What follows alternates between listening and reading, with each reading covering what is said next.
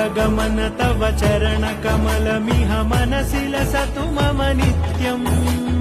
गरुडगमन तव चरणकमलमिह मनसि लसतु मम नित्यम् मनसि लसतु मम नित्यम्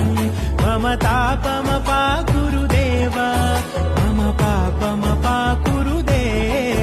मम तापमपाकुरुदेव मम पापमपाकुरुदेव